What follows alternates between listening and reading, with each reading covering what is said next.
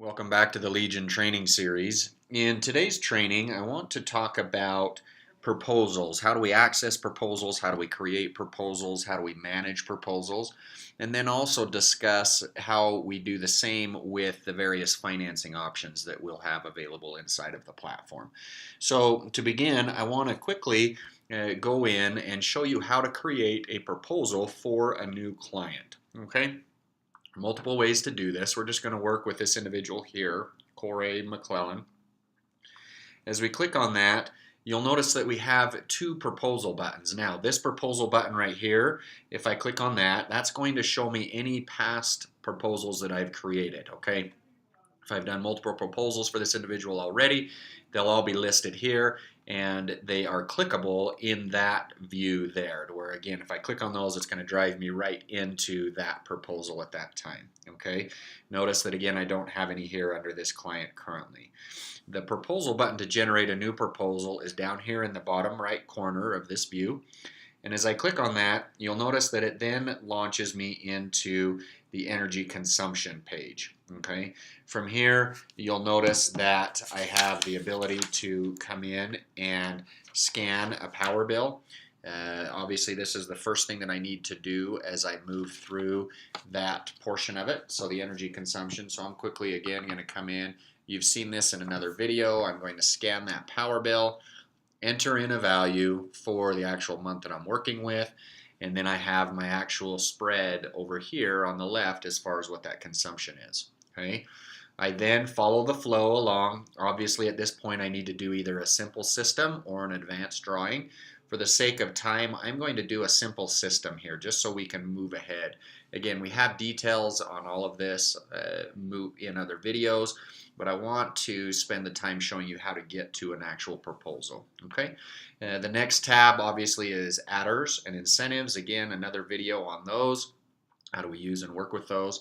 And then finally, we get into the finance plans and the different financing options. Notice as I click on that up here, it then launches me into all of the various financing options of which I have the ability to sell and service. Okay, so you'll notice that I'm scrolling through what we call cards right here. Okay, you'll notice that I have access to a whole bunch of financing options, and that's displayed here in the bottom. Tells me based on my orange dot what number I am according to the order that I've put those financing options in. Okay, so a few things here on the financing options as we get into a proposal. Notice the little information button here. If I click on that, you'll notice that I'm currently modeling through all of these cards the total savings, and that's the number that I'm reflecting.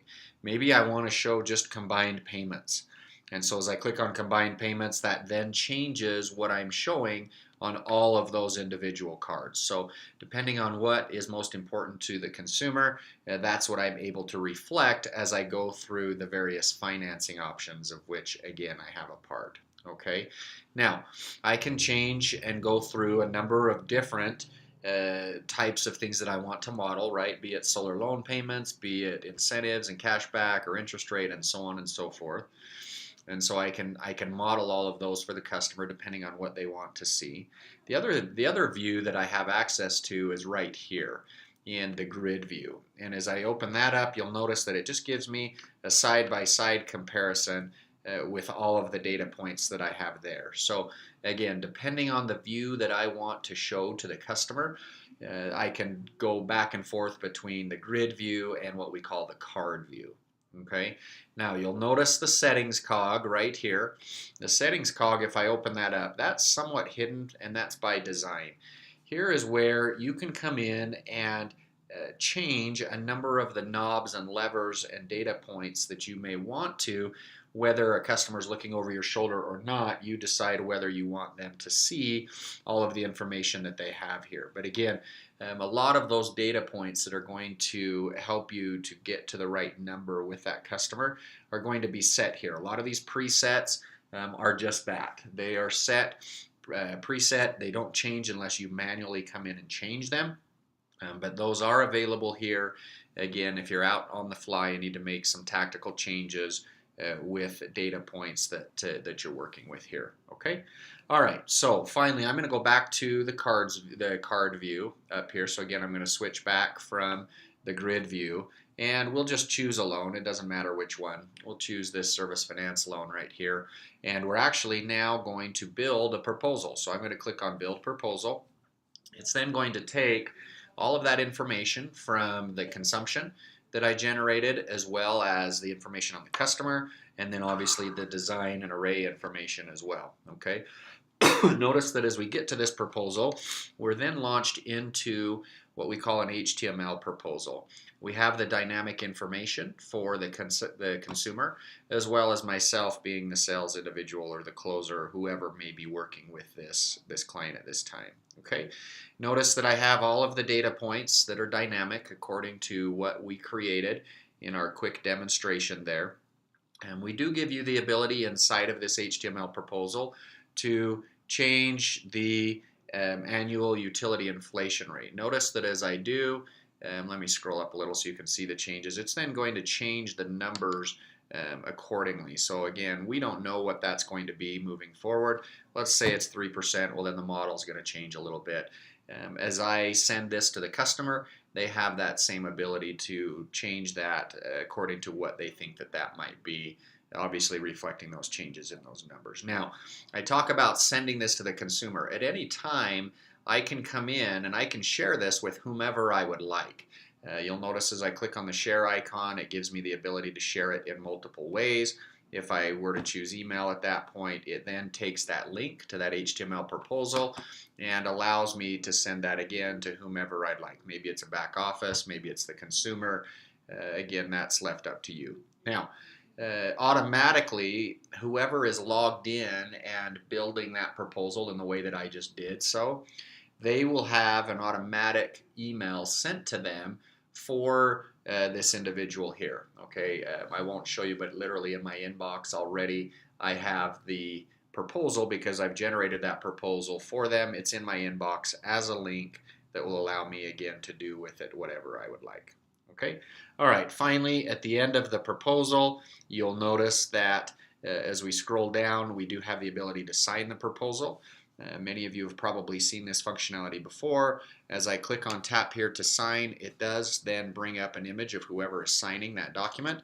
I'm going to go ahead and execute that document, click done, and now at this point we've kept those images of whoever does sign that proposal and made it so that we have confirmation that it is the actual person signing that who says that they're signing that. Okay.